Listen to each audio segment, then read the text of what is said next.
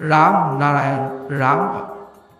যদি মই আপোনালোকক কিবা এটা নিয়মৰ জৰিয়তে লৈ যায় তেন্তে মই আপোনালোকৰ বাবে বিধি ব্যৱস্থাৰ সৈতে নিয়ম কানুন তৈয়াৰ কৰি দিতো, কিন্তু যেতিয়া মই এনে একো কৰা নাই তেন্তে আপুনি চুৰি কৰক বা লুণ্ঠন কৰক, মনত যি আহে তাক কৰক, তাত মোৰ একো পাৰ্থক্য নপৰে, কিন্তু লক্ষ্য ৰাখিবা যে মোৰ সৈতে আপোনাৰ বিচ্ছিন্নতা নহয়।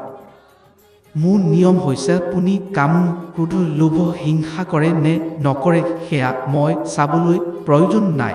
মোৰ বাবে ইমানেই যথেষ্ট যে আপুনি সমাজৰ সৈতে একতাৰ সৈতে আগবাঢ়ক।